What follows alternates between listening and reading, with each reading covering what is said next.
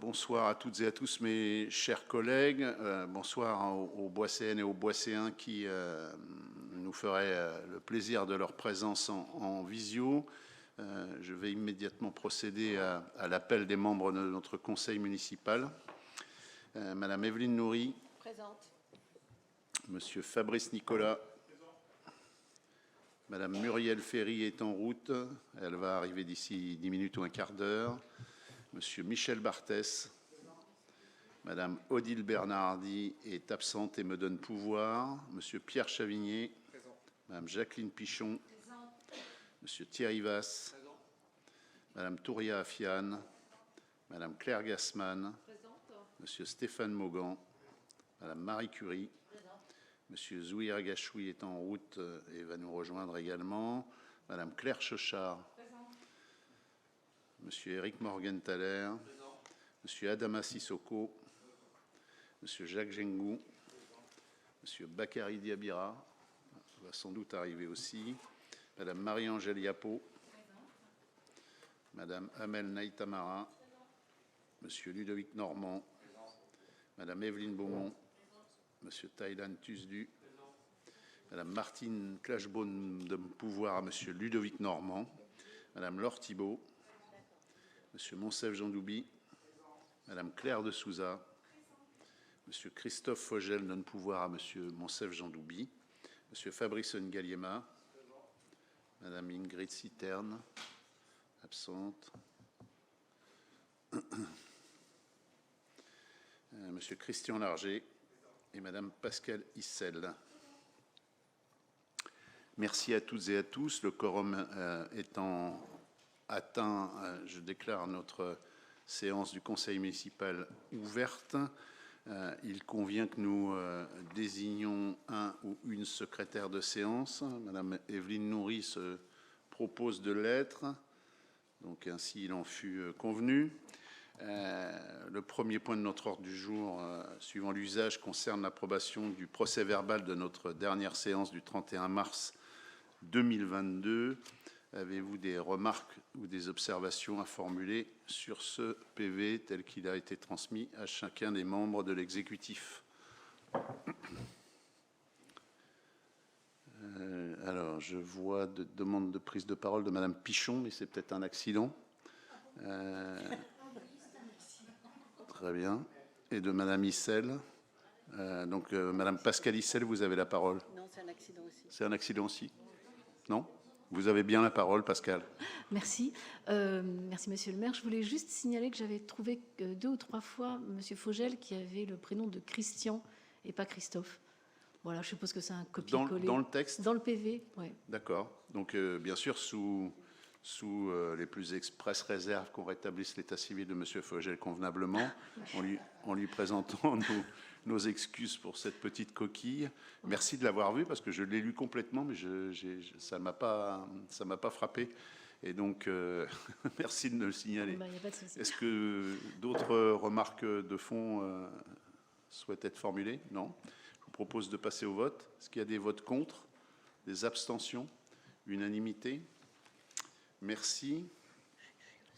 Ensuite, vous avez la liste exhaustive des décisions prises dans le cadre des délégations que le Conseil municipal a bien voulu me donner pour la période du 14 mars au 2 mai. Il y a un ensemble de décisions. Est-ce que vous avez des questions à ce sujet?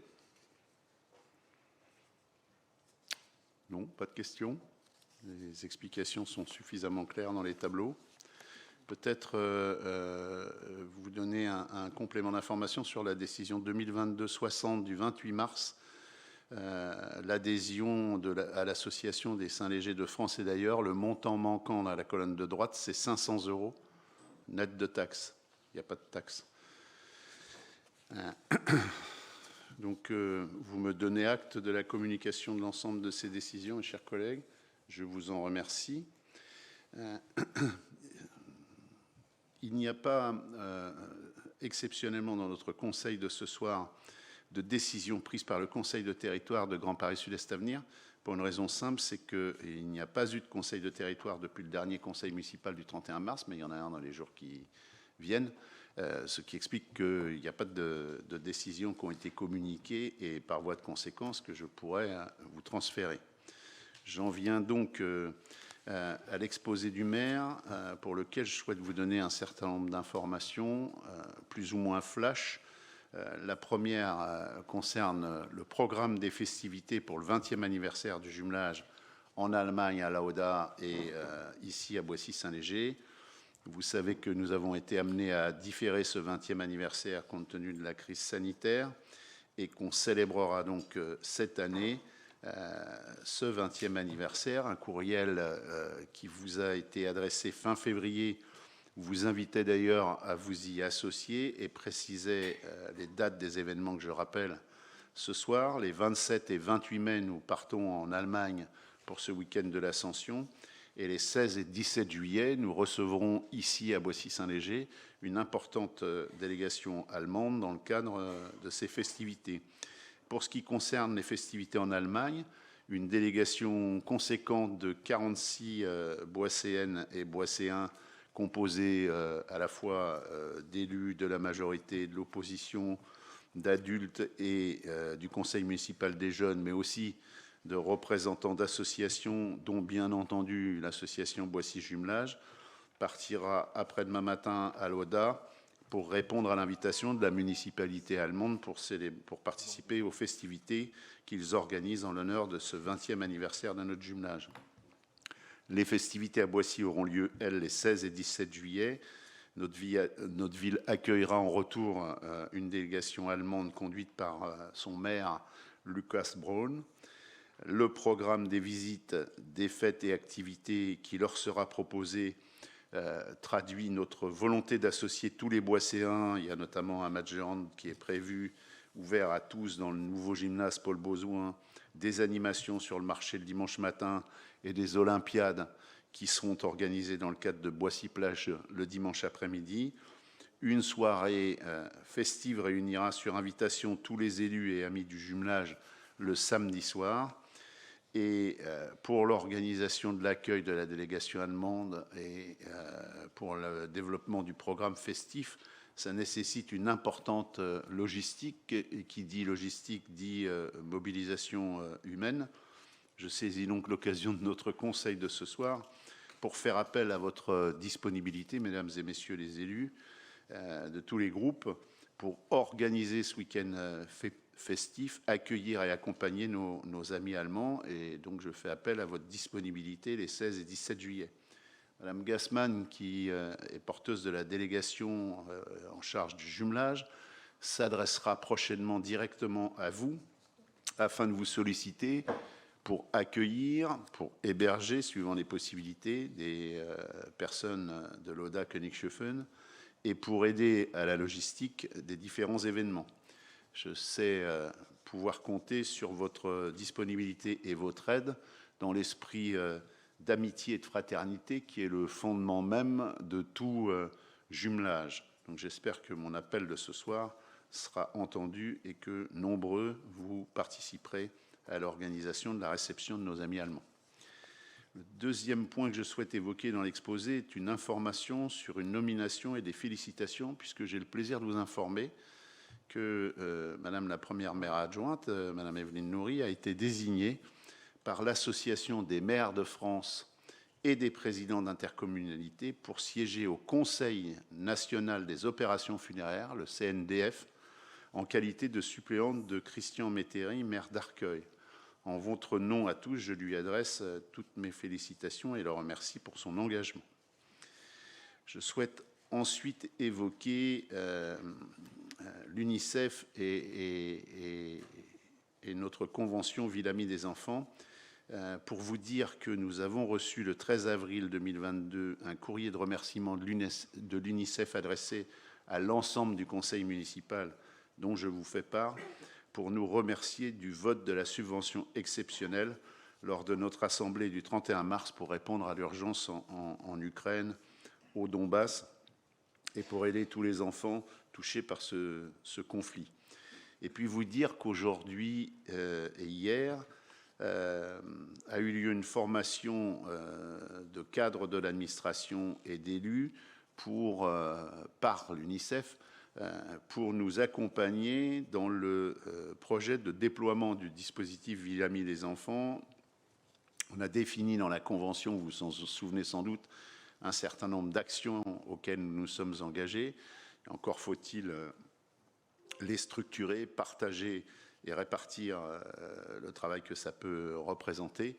Et donc, cette formation y a contribué.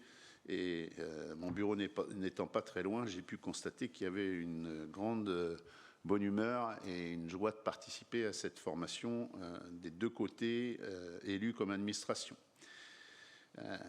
Quatrième point flash que je souhaite évoquer avec vous pour partager les informations qui me paraissent utiles à chacun.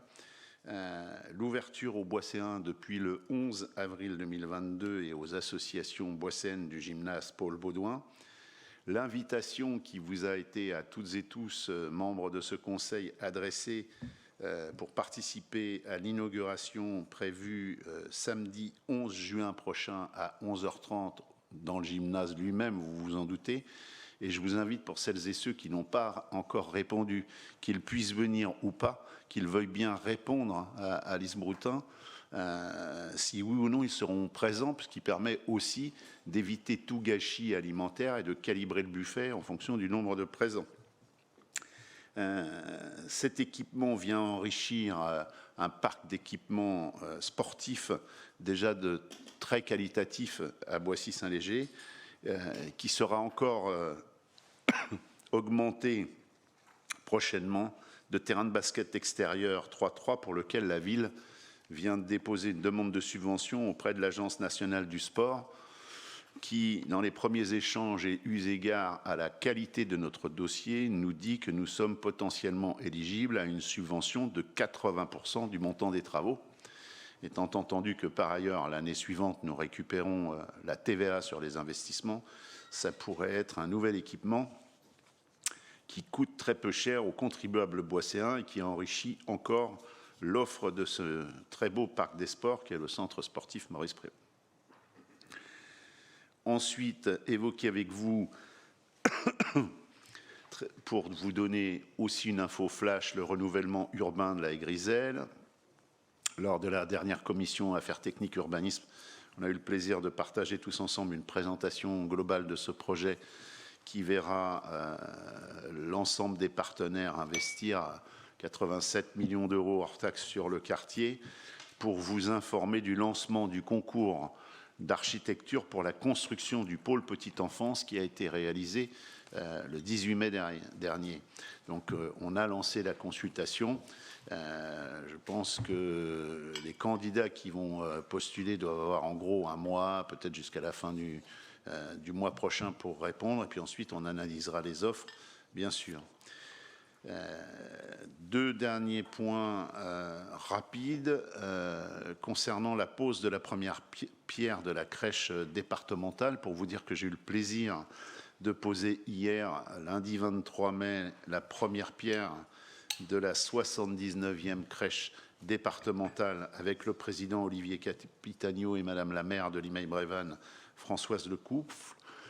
Vous indiquez que ce nouvel équipement permettra de réaliser 60 berceaux dont les travaux ont débuté, qui sera livré en janvier 2024, qu'il est financé à 100% par le département pour un coût de 5 100 000 euros, dont 1 million d'euros apportés sous forme d'aide de la CAF, et que ce projet réserve 20 berceaux aux petits boisséens, ce qui nous permettra d'augmenter de 20% le volume des places dans les structures d'accueil de la petite enfance au profit des familles boisséennes. Et donc c'est une très bonne nouvelle et ça sera une belle réalisation. Je vous invite à consulter sur le site du département, on va essayer de le relayer sur le site de la ville, les images de cette nouvelle crèche départementale. Dernière chose pour vous faire un rapide retour sur le forum de l'emploi qui s'est tenu ce 10 mai dernier sous une nouvelle formule en extérieur sur la place du forum en partenariat avec Grand Paris Sud-Est Avenir. Pour la ville, en tant qu'animateur du territoire, les objectifs étaient de promouvoir une dynamique d'emploi, notamment au profit des jeunes sur le territoire, de mettre en relation directe employeurs et personnes en situation de recherche d'emploi, bien sûr, et de contribuer à la construction d'un territoire attractif.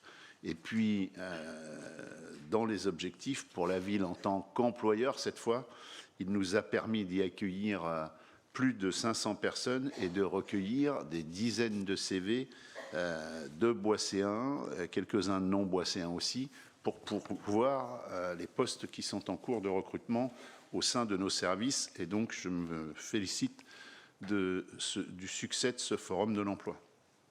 Voilà, j'espère ne pas avoir été trop long pour vous passer les dernières informations sur la vie de notre commune.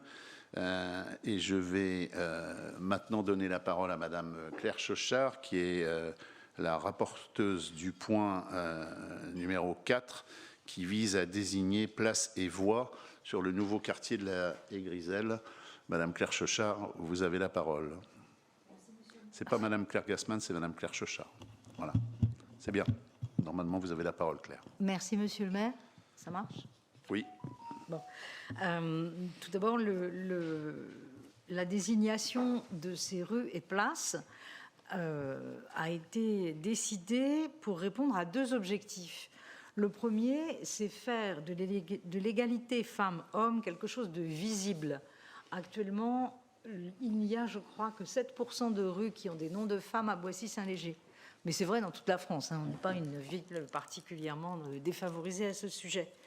Le deuxième objectif était de faire des Boisséennes et des Boisséens des partenaires à part entière, des décideurs, puisque un concours, enfin non pas un concours, un sondage a été fait, merci, auprès d'eux et elles pour savoir quels étaient les noms qu'ils préféraient.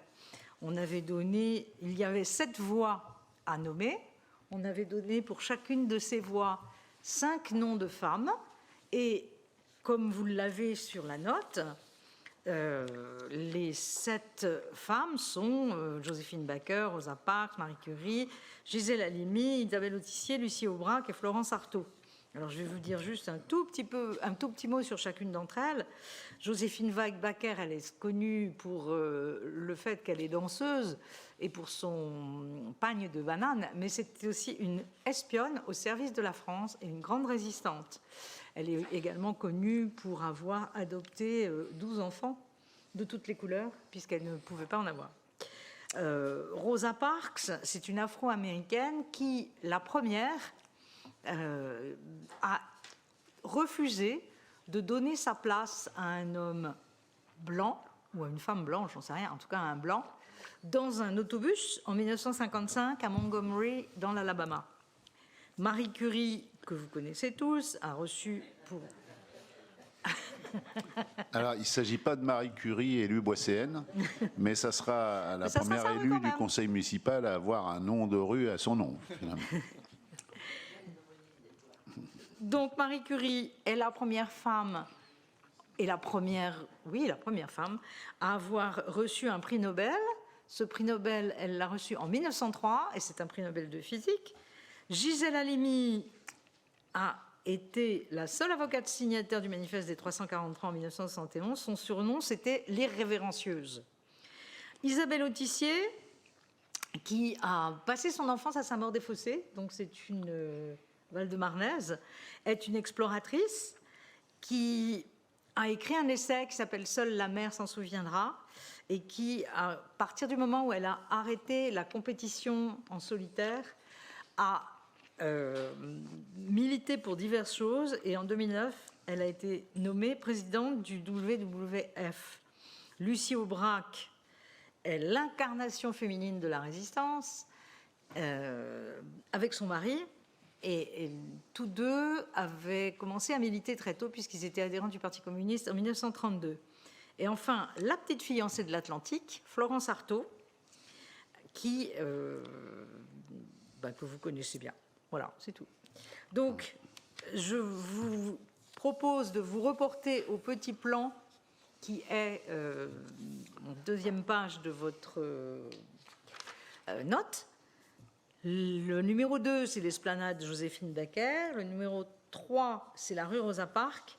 La voie qui traverse la place, c'est la rue Marie Curie. Et la circulation douce, c'est la rue Gisèle Halimi. Elle aurait bien ri si elle avait su qu'on lui attribuait une circulation douce. Voilà. Voilà, donc l'avancement de la réalisation de la ZAC-La Charmeraie rend nécessaire, dans un premier temps, de dénommer ces trois premières rues et la future esplanade en prolongation de la place du Forum actuel, qui va presque 2 fois et demi, 3 fois doublé de surface, et qui sera requalifié pour son ensemble, l'esplanade Joséphine Baker. C'est la proposition qui est faite ce soir aux membres de notre conseil. Avez-vous des questions à poser ou des demandes d'intervention? Précision faite que c'est bien la traduction du choix des Boisséens. Un peu plus d'un millier se sont exprimés pour désigner l'ensemble des voiries. Est-ce qu'il y a des demandes de prise de parole? Non. Je propose de passer au vote. Donc, est-ce que l'ensemble des membres du Conseil approuvent les propositions de désigner les 4 premiers espaces publics, esplanade Joséphine Baker, rue Rosa Parks, rue Marie Curie et rue Gisèle Halimi? Est-ce qu'il y a des votes contre, des abstentions? Unanimité. Merci.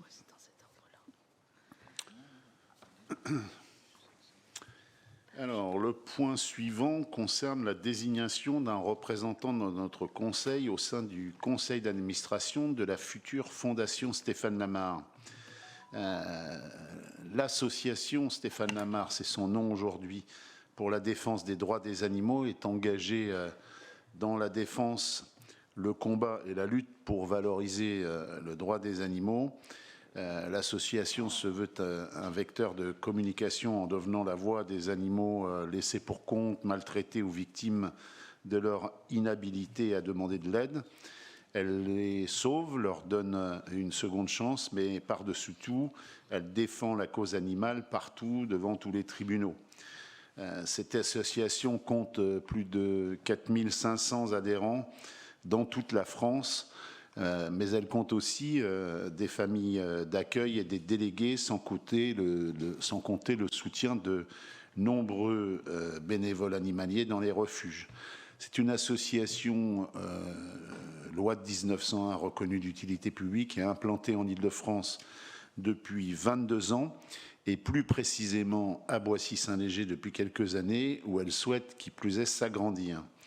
Et en même temps qu'elle a un désir de développement, lors de sa dernière assemblée générale, les adhérents et les administrateurs ont souhaité transformer l'association en Fondation Stéphane Lamar, et nous sommes sollicités aujourd'hui pour siéger au sein de leur conseil d'administration en tant que conseil de la Fondation. Le rôle de la personne qui nous représentera sera de veiller à ce que les décisions soient conformes avec l'objet statutaire de la Fondation et, bien sûr, la nécessité de participer aux réunions du conseil d'administration organisées chaque trimestre pour en contrôler la gestion. Soucieuse de la condition animale et de son bien-être, la ville souhaite répondre favorablement en désignant un membre du conseil municipal chargé de représenter la ville au sein de cette future fondation, en toute cohérence avec sa délégation en charge de la protection animale. Nous proposons la candidature de Madame Odile Bernardi, mais je fais aussi parmi vous un appel à candidature si quelqu'un d'autre souhaite candidater, de façon à ce que notre conseil puisse à la fois voter sur le fait de répondre positivement à cette demande et de désigner le ou la candidate qui recevrait le plus grand nombre de suffrages. Est-ce qu'il y a des questions dans un premier temps? Est-ce qu'il y a des volontaires pour représenter la ville au sein de cette fondation? Monsieur Christian Larger, vous avez la parole. Merci, Monsieur le maire. Non, je ne suis pas volontaire. C'est plus l'affaire de la majorité de désigner un représentant du conseil municipal. D'ailleurs, nous nous abstiendrons pour cette raison-là. Mais le fait de faire partie du conseil d'administration de la future fondation est sans doute, est une bonne chose. J'y mettrai juste une réserve en forme de question. Je l'avais déjà abordé lors de la commission. Boissy-Saint-Léger est une ville particulière qui est bordée par un d'énormes espaces naturels, des bois, des forêts. Et il y a dans ces espaces naturels, et pas seulement ceux que je viens de citer, mais également en ville, une faune naturelle et sauvage qui est assez extraordinaire, unique en son genre. C'est la seule métropole en Europe, je crois, où il y a aussi près d'un centre-ville des grands animaux comme les cervidés, les daims, les chevreuils, qui sont dans nos forêts, dans nos bois. Et donc la question, qui est en même temps une demande, c'est que cette fondation, il faudrait qu'elle s'occupe non seulement des animaux domestiques, je pense que c'est plutôt sa fonction historique, mais il faudrait également qu'elle prenne en charge cette faune sauvage qui est un patrimoine pour notre ville, une richesse, évidemment, je sais bien que nous sommes tous d'accord là-dessus.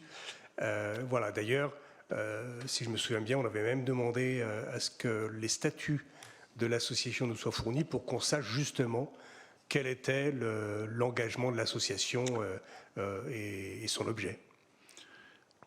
Alors, pour le coup, je peux répondre précisément à votre question. Nous nous étions tournés dès le lendemain de la commission vers l'association Stéphane Lamar, qui, dans un premier temps, nous avait transmis les statuts de l'association existante et nous a envoyé depuis 2 jours. Ils ont dû vous être répercutés le projet de statut de la future fondation en cours de constitution. Et pour le coup, dans l'objet même de l'association, une réponse très claire est apportée. Il s'agit de promouvoir la défense, le sauvetage et la protection de tous les animaux, qu'ils soient domestiques, sauvages, de rente ou autres, pour leur assurer un environnement adapté et respectueux de leur bien-être physique, psychologique et physiologique en fonction de leur espèce. Et donc, très clairement, et c'était d'ailleurs préexistant dans les statuts de l'association sous la même forme, la Fondation Stéphane Lamar, comme l'association aujourd'hui, défendent la cause animale dans son plus large spectre, et y compris les animaux sauvages. D'autres questions? Madame Claire Gassman, cette fois, sollicite la parole. Merci. Oui, merci Monsieur le maire. Alors, je ne suis pas candidate non plus, mais je voudrais exprimer une réflexion personnelle parce que l'occasion de désigner un représentant du conseil municipal à cette fondation voilà, m'a conduite à réfléchir. J'ai recherché un petit peu cette association et je suis, sans méconnaître la cause animale, hein, qui est une cause qui doit être défendue, je suis gênée parfois par les positions extrêmement radicales que ces associations et les membres de cette association en particulier ont pu prendre sur un certain nombre de sujets. Néanmoins, je suis favorable à ce que la municipalité ait un représentant au sein du conseil d'administration de cette fondation au regard du travail d'utilité publique que cette association et donc son prolongement à travers la fondation mène, y compris sur le territoire de la commune. Merci.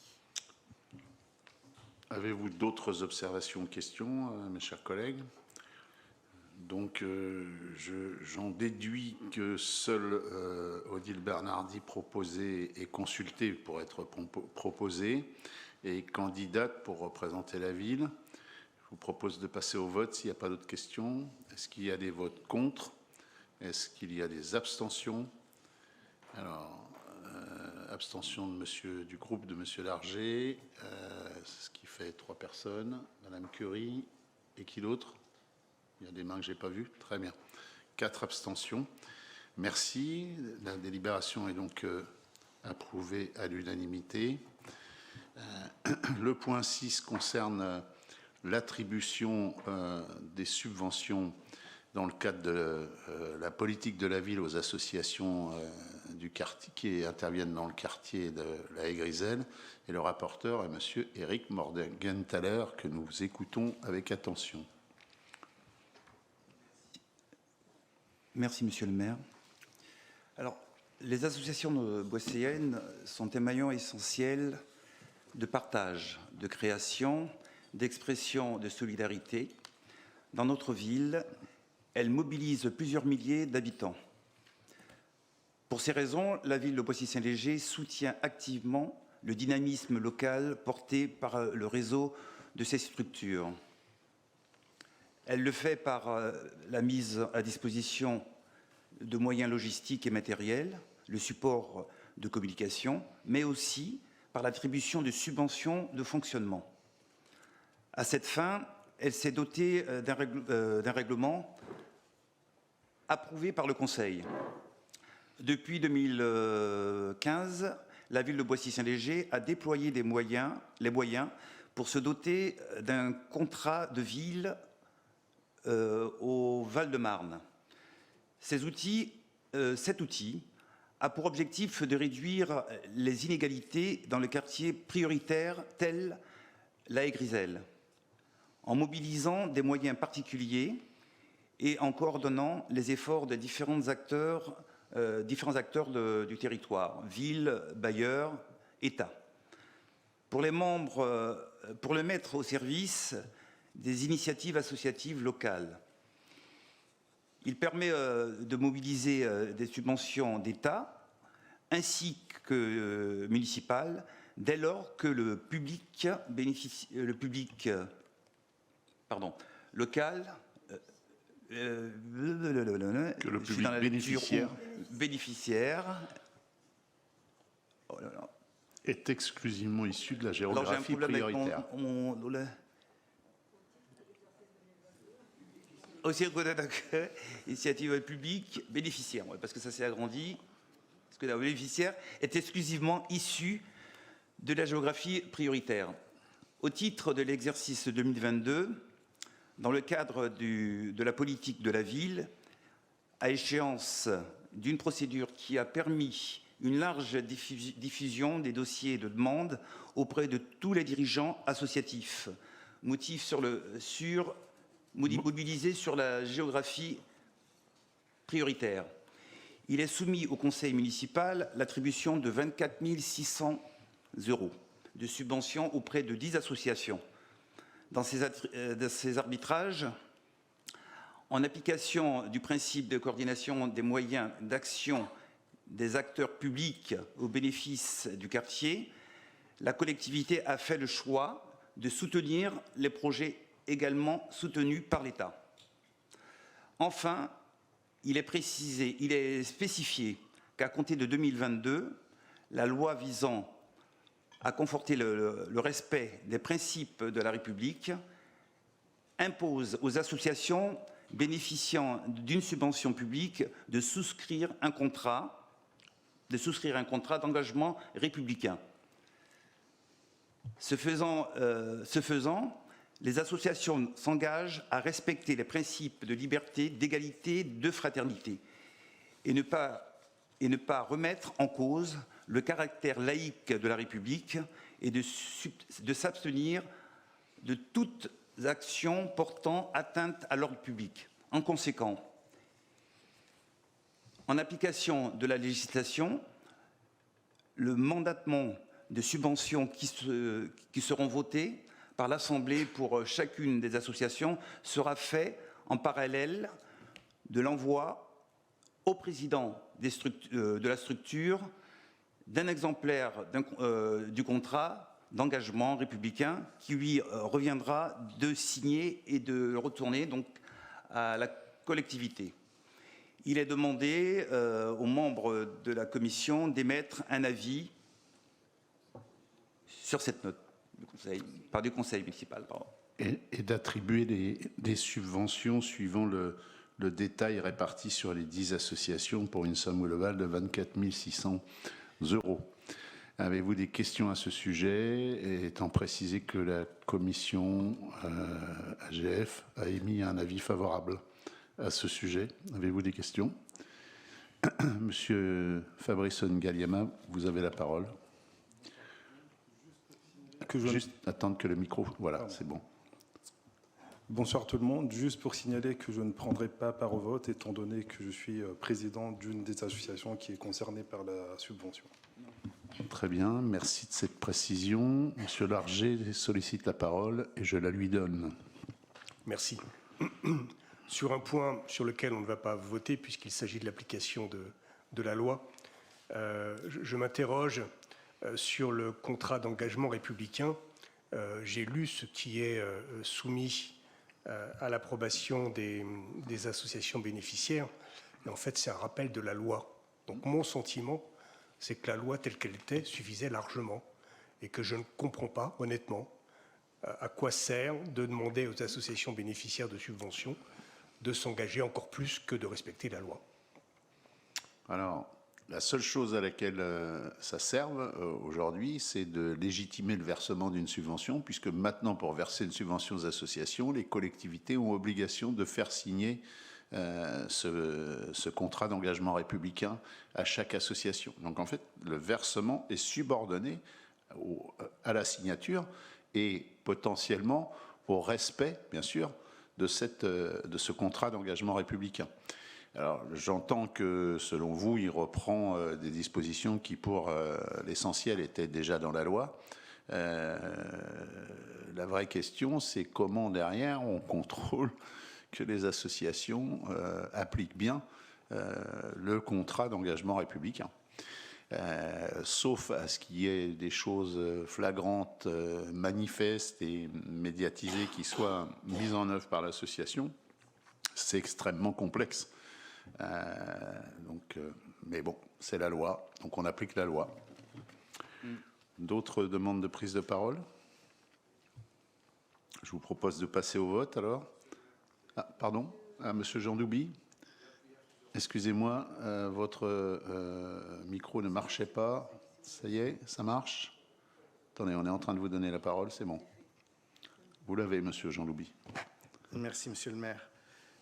Oui, le contrat de ville et les subventions politiques de la ville, c'est un outil intéressant qui permet de faire converger les politiques publiques et assurer une cohérence entre les priorités de la municipalité et les priorités de l'État. Et c'est important qu'on arrive sur des axes précis, non pas à un saupoudrage, mais plutôt à une convergence de l'action. Et la mixité sociale est une priorité de l'État, et à ce titre, il est permis d'ouvrir les actions aux autres habitants de la ville. C'est-à-dire qu'il faudrait que l'action soit effectivement posée prioritairement sur le territoire de la ville, mais ouverte au reste de la population. Et donc, sur toutes les villes du Val-de-Marne, c'est des choses qu'on voit très régulièrement, cette ouverture, au titre de la mixité sociale. Et j'espère qu'il en sera de même sur Boissy, parce que c'est important, cette mixité. De manière parfaitement assumée, et ça a été dit dans la présentation du rapporteur, Éric Morgenthaler, le choix qui a été fait, c'est par la commune, c'est de ne pas faire de saupoudrage et de venir au contraire conforter en complément des subventions de l'État l'appui de la commune pour véritablement pouvoir mener des actions utiles au plus grand nombre par des associations qui sont actives sur le territoire, dont celle de Fabrice Ngaliema, qui ne prendra pas part au vote comme il l'a indiqué. Après, on n'a jamais interdit à personne de déposer un dossier, mais on n'a pas eu de demande non plus. Donc, pour le coup, Je ne comprends pas ce que vous sous-entendez et qui aurait été privé de quoi. Je veux bien vous redonner la parole pour que vous éclaircissiez votre intervention. Vous l'avez. Effectivement, monsieur le maire, vous n'avez pas compris mon interrogation, puisque ce n'est pas au niveau de la demande de subvention. Ma question ne portait pas sur la demande de subvention, mais le rapporteur a précisé que les subventions ont été données sur des actions qui étaient réservées exclusivement aux habitants des quartiers prioritaires, d'où la précision que j'apportais sur ce qui se passait sur l'ensemble des autres villes du département.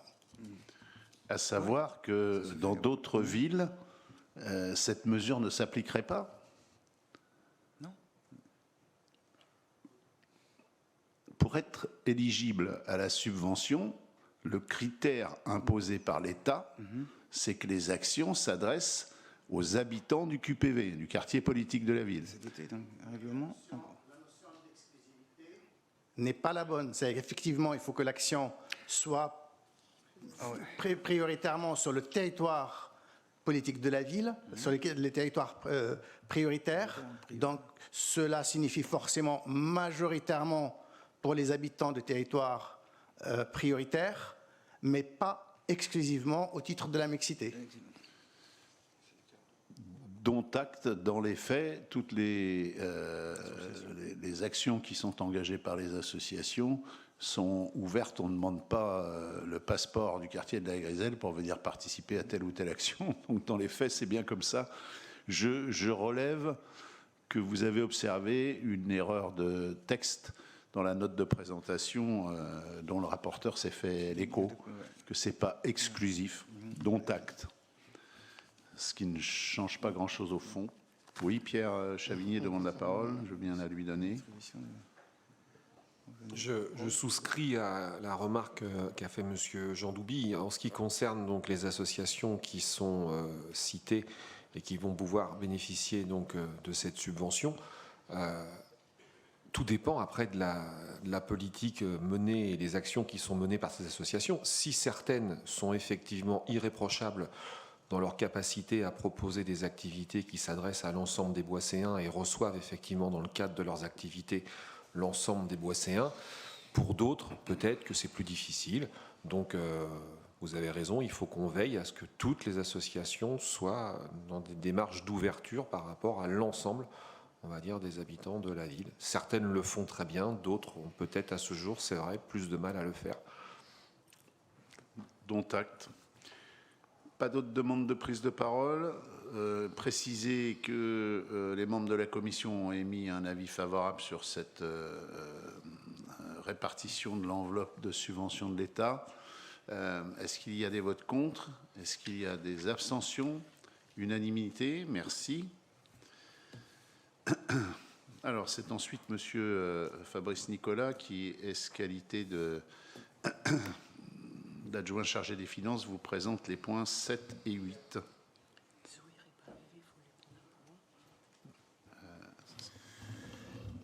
Monsieur le maire, chers collègues, le 22 avril dernier, la commission d'appel d'offres s'est réunie pour étudier les propositions concernant le marché d'achat d'articles et de produits d'entretien ménager. 5 entreprises ont répondu à l'appel d'offres et seulement 3 ont fourni l'ensemble des éléments nécessaires à l'instruction des dossiers. Il s'agit d'un marché à bon de commande, dont le montant maximum annuel est de 180 000 € TTC pour 1 an et est reconductible tacitement 3 fois. Il est précisé que la performance en matière de protection de l'environnement et de dispositions sociales est intégrée dans la consultation.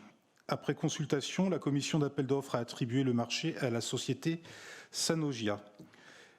Un avis favorable de la commission AGF du 16 mai dernier a été donné. Il est demandé aux membres du conseil municipal d'autoriser monsieur le maire à signer le marché relatif à l'achat d'articles et de produits d'entretien ménager, de produits d'hygiène et Watt.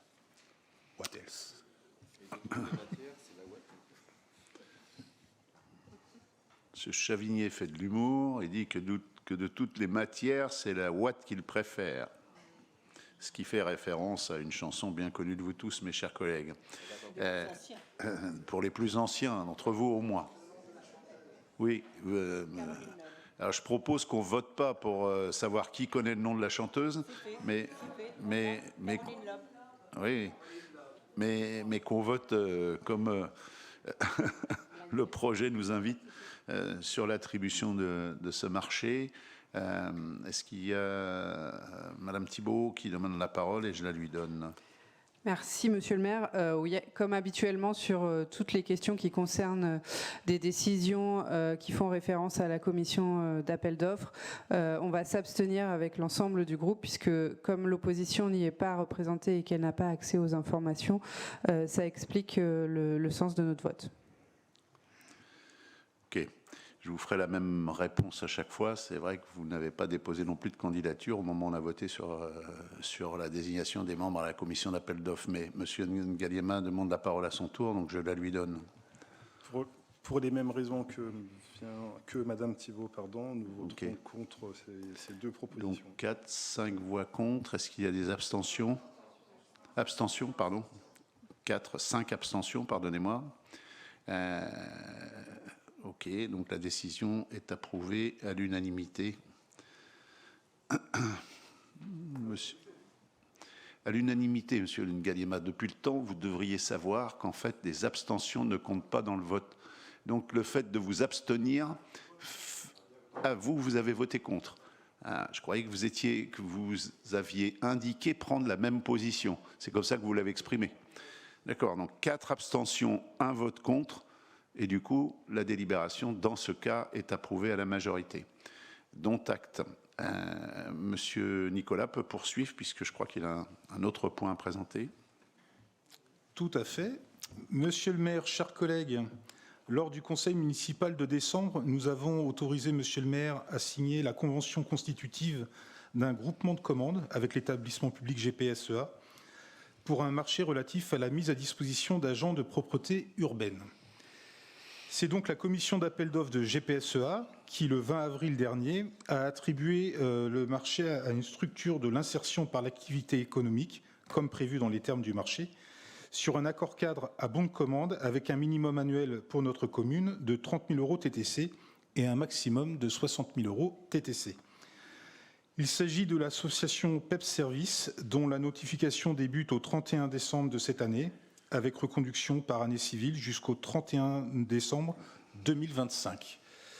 Il y a un avis favorable à l'unanimité de la commission AGF du 16 mai dernier qui a été donné et il est demandé aux membres du conseil municipal d'autoriser monsieur le maire à signer le marché relatif à la mise à disposition d'agents de remplacement pour le service de la propreté urbaine. Vous avez bien compris que ça fait juste un écho à la décision qui a été prise au niveau du territoire. Merci pour cette présentation. Avez-vous des questions à poser au rapporteur?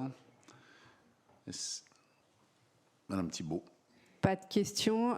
J'explique juste que pour cette délibération, on votera pour, puisque comme la commission d'appel d'offres du territoire reflète la diversité des membres de l'Assemblée territoriale, nous n'avons pas de remarques au sujet de la transparence de la commission d'appel d'offres.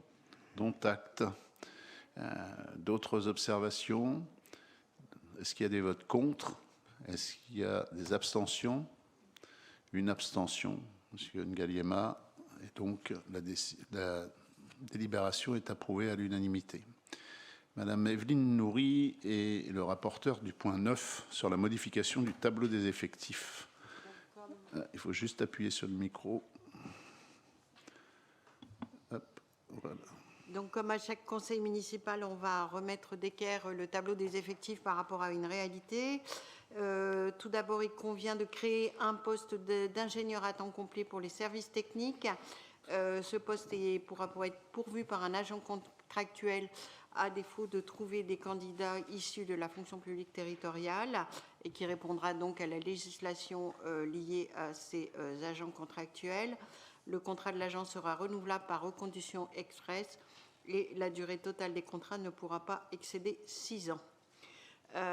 Ensuite, il convient également à la fois de créer un poste d'adjoint administratif principal de première classe à temps complet. Dans le précédent conseil municipal, on vous avait demandé de créer un poste de rédacteur pour être occupé par la personne qui va s'occuper des associations et de la fonction association au sein du pôle culturel événementiel. Et en fait, la personne qui a été recrutée a un grade d'adjoint administratif. C'est pas son poste d'adjoint administratif qui nous a fait recruter, mais ses compétences et son CV.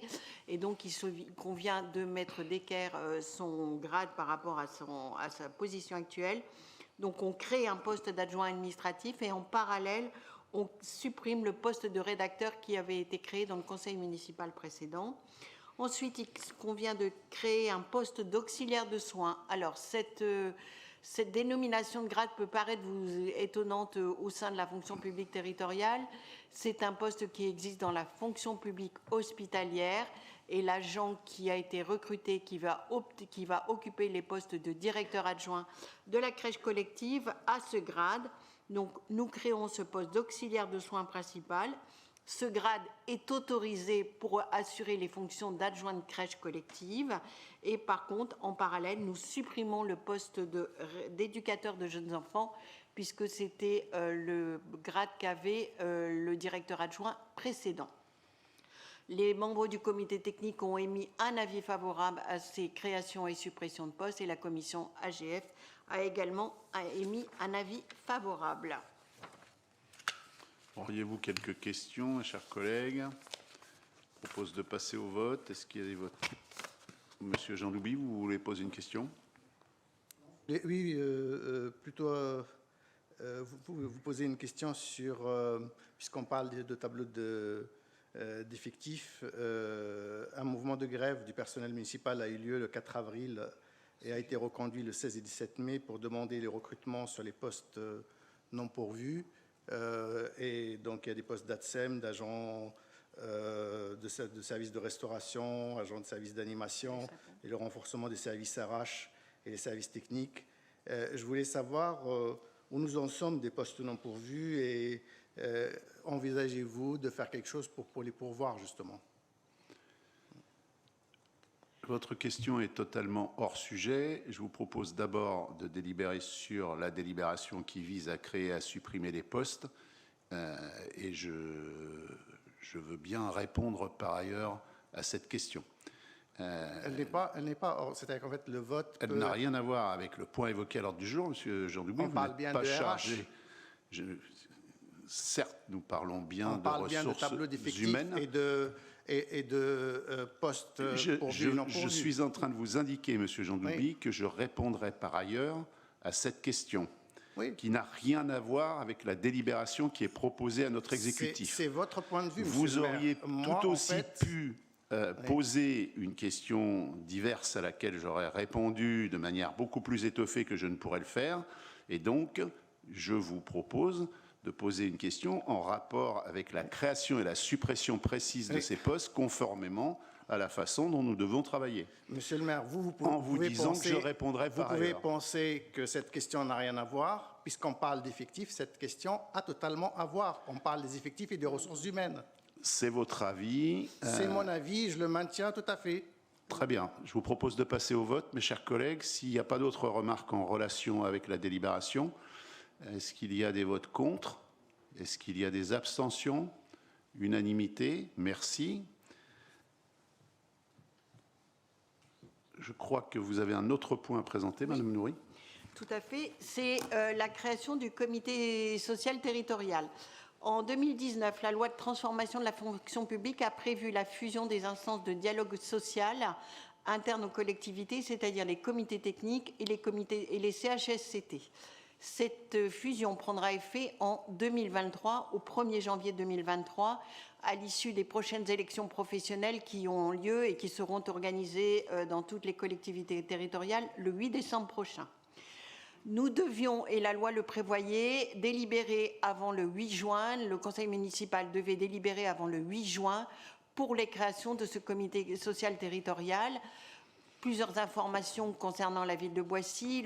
Donc nous avons rencontré les organisations syndicales uniquement dans le cadre d'une réunion d'information. Il n'y avait pas lieu de créer, la loi ne prévoyait pas un comité technique pour cette création du comité de social territorial, excusez-moi. Et donc, les décisions qui ont été prises, même composition, c'est-à-dire 4 membres principaux, 4 membres suppléants de chaque côté, c'est-à-dire à la fois chez les organisations syndicales et chez les représentants de l'employeur. Ensuite, il a été également décidé, puisque nous en avons la possibilité, nous avons plus de 200 agents, que d'autres organismes soient rattachés à ce CST sur la ville, et c'est notamment ce que nous avons fait pour le CCAS. Étant donné le peu d'agents qu'il y a au sein du CCAS, ça aurait été enfin voilà, il n'y avait pas lieu de créer un CST spécial pour le CCAS, et donc il a été acté que le CST regroupe aussi les agents du CCAS. Autre point qu'il a été acté aussi au sein de cette réunion, c'est que, contrairement à ce qui se passait dans le CT-CHSCT précédemment, les membres représentant l'employeur auront la possibilité de voter. Je vous rappelle que ce CST ne s'intéressera qu'à des situations collectives et non pas à des situations individuelles. Et deuxièmement, il n'a qu'un avis consultatif, l'organe délibérant pouvant ensuite prendre les décisions qui s'imposent. Donc cette réunion avec les organisations syndicales a eu lieu, elle s'est passée dans un bon état de climat social, et la commission AGF, qui s'est réunie dernièrement, a émis un avis favorable à cette création du CST sur la ville de Boissy. Avez-vous des questions en rapport avec la création de ce CST? Non. Est-ce qu'il y a des votes contre? Oui, Monsieur Larger, vous voulez la parole? Vous l'avez. Merci, Monsieur le maire. Donc, c'est un petit peu curieux qu'on nous demande de délibérer sur un point qui est imposé par la loi, hein, puisque comment dirais-je, la possibilité qu'on a d'adapter ou pas est très, très faible, ceci dit, hein, ou quasiment nulle.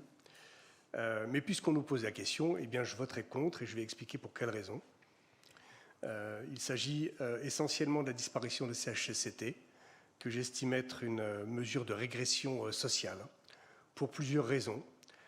D'abord parce que le comité social territorial n'a pas la personnalité juridique, contrairement à ce qu'avait le CHSCT, qui avait la possibilité d'ester éventuellement en tant que tel. Ensuite, le recours à l'expertise existe toujours dans le cas du CST, mais beaucoup plus difficile que dans le cas du CHSCT. Le CHSCT, lors d'un vote majoritaire, pouvait décider d'avoir recours à un expert lorsqu'il le jugeait nécessaire et utile. Le CST ne le pourra que dans des conditions un peu compliquées et avec l'accord de l'autorité territoriale. Alors je ne dis pas que notre autorité territoriale a l'intention de ne pas faire le travail qu'il faut pour que les agents travaillent dans de bonnes conditions de sécurité et d'hygiène. Il n'empêche que ce texte et son application limitent le pouvoir des représentants du personnel dans ce domaine. Et enfin, les deux derniers éléments, c'est que les membres du comité social territorial ne pourront plus imposer en séance l'audition d'une personne qualifiée, ce que pouvait là également faire le CHSCT. Et enfin, pour terminer, l'ordre du jour ne sera pas décidé collégialement par l'autorité territoriale et le secrétariat du CST, mais par l'autorité territoriale seulement. Et donc ça fait beaucoup quand même, je trouve, pour l'application d'une loi qui est censée améliorer les relations entre l'autorité territoriale et ses agents, ce qui explique que je vais voter contre. Je vais me permettre de vous répondre, Monsieur Larger. Je ne peux que souscrire à ce que vous avez dit, parce que effectivement, l'autorité territoriale a la responsabilité de la santé et de la sécurité au travail, et à ce titre, effectivement, avoir l'avis des partenaires sociaux était très souvent intéressant. Par contre, la loi prévoit la création quand même d'une formation au sein de ce CST qui s'occupera de la prévention, de la sécurité et de la santé au travail. Et je pense, et je peux me permettre de m'avancer en disant que cette formation au sein de CST aura la même composition que la CST, c'est-à-dire qu'il n'est pas question pour nous de diminuer le nombre de personnes qui pourraient être intéressées et qui pourraient être sollicitées pour avoir leur avis sur les questions qui relèvent de la sécurité, de la santé et de la prévention des agents dont elle a la responsabilité. Voilà ce qui peut être dit. D'autres demandes d'intervention à ce sujet? Je propose de passer au vote. Donc, Monsieur Larger et Madame Issel, 2 votent contre. Est-ce qu'il y a des abstentions? Monsieur Ngaliama. OK, merci. Nous avons ensuite une question diverse de Madame Thibault. Je lui laisse formuler, même si j'ai le texte sous les yeux, pour que je puisse lui répondre.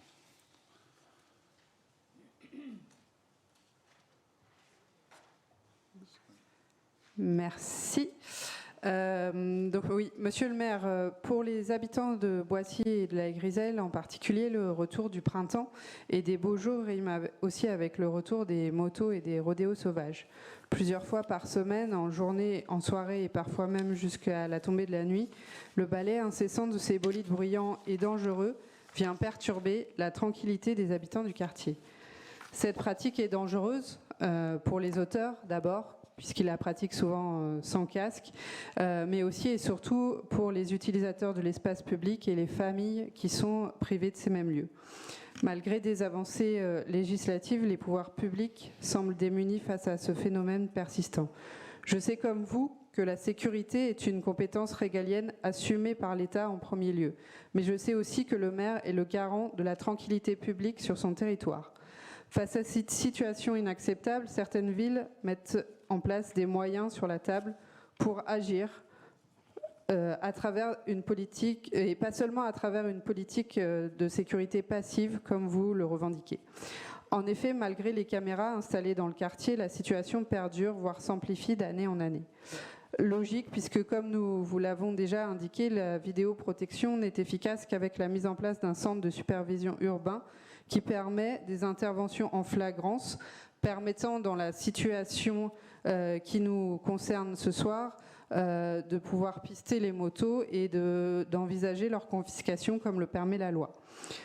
Nous aurions pu et j'aurais préféré aborder cette question au sein d'une réunion du Conseil local de prévention de la sécurité et de la délinquance, mais depuis le mandat, vous n'avez pas réuni cette commission, ni même, si je ne m'abuse, nommé les membres. Face à ce fléau, nos concitoyens méritent des actions concrètes. Les élus du groupe que je représente se refusent à laisser cette situation perdurer, à laisser nos concitoyens subir toujours davantage de nuisances ou à attendre un accident grave. Peut-être que les aménagements du quartier dans le cadre du programme de renouvellement urbain apporteront des améliorations, on l'espère tous et on l'appelle de nos voeux, mais c'est des aménagements qui auront lieu pas tout de suite. Donc nos concitoyens ne peuvent pas attendre. En l'occurrence, Monsieur le maire, nous vous demandons quelles mesures concrètes vous allez prendre pour faire diminuer au moins ces phénomènes. Merci. En fait, je reformule juste la fin de la question telle qu'elle m'a été posée. En conséquence, quelles solutions proposez-vous pour améliorer la sécurité et la tranquillité auxquelles les habitants du quartier ont le droit comme nous tous? Alors, vous dire en réponse que mon équipe et moi-même partageons les préoccupations de tous les Boisséens et en particulier ceux des habitants du quartier de la Griselle. La sécurité de tous, la tranquillité de chacun sont bien au cœur de notre action au quotidien. Comme tous les ans, à pareille époque, les beaux jours arrivant, ressurgissent ces problèmes de rodéo moto. C'est un problème national qui se pose avec une plus grande acuité dans les quartiers dits populaires, qu'ils soient repérés ou non, quartiers politiques de la ville. Vous avez vous-même, dans la question, amorcé une première réponse que vous posez en réaffirmant que la sécurité est une compétence régalienne de l'État. Sur ce point, nous pouvons être d'accord avec vous. Pour autant, la majorité boisséenne ne se contente pas de rappeler à l'État les compétences qui sont les siennes. Elle investit dans un réseau de caméras de vidéoprotection qui couvre l'intégralité du quartier de la Griselle, réseau au passage très largement financé par les subventions que nous avons su aller chercher. Ce réseau a vocation à être connecté à un futur centre de surveillance urbain, de sécurité urbain, pour lesquels les réflexions sont en cours. Et vous le savez très bien, c'est inscrit dans le programme de la majorité municipale. Bien que ce CSU reste donc à construire, sans attendre, l'ensemble des caméras de la ville sont connectées au commissariat avec une vision directe de la police nationale. Et à Boissy, la coopération entre la ville et l'État, entre le commissariat et les élus, est directe et efficace. Et d'ailleurs, le fait que les caméras soient visualisées au poste de commandement du commissariat permet régulièrement des interpellations en flagrant délit sur certains événements. Et puis, les dernières statistiques prouvent l'inverse de ce que vous dites. Les forces de l'ordre elles-mêmes témoignent de la baisse des actes de délinquance. Et je vous donne les statistiques, les dernières statistiques parues, puisque vous savez que tous les maires reçoivent chaque mois un état des statistiques de la délinquance. Moins 16% à fin mars 2022, moins 16% des atteintes volontaires à l'intégrité physique, dont moins 17% des violences sexuelles, moins 37,5% des violences physiques crapuleuses, moins 71,88% des menaces de violence, une stabilité des atteintes aux biens avec une baisse de moins 47% des destructions, dégradations et incendies volontaires, une baisse de 28,5% sur les différends et troubles du voisinage, certainement l'effet médiateur, et de moins 33% des risques sur la voie publique. Tels sont, de manière factuelle, les résultats précis de la Direction générale de la police nationale des faits à Boissy-Saint-Léger sur le premier trimestre 2022. Au-delà des dispositifs physiques de vidéoprotection, nous sommes très actifs pour lutter contre les rodéos et toutes les incivilités qui nuisent à la tranquillité dans le quartier. Je m'explique. D'abord, par la mise en place d'un important dispositif d'action, d'animation, de médiation avec tous les partenaires associatifs, politiques de la ville, etc., pour proposer des alternatives à l'oisiveté des enfants et des jeunes durant tout l'été. De nombreux adultes seront présents dans le quartier, médiateurs, bénévoles associatifs, agents publics, pour prévenir, pour dialoguer, pour apaiser.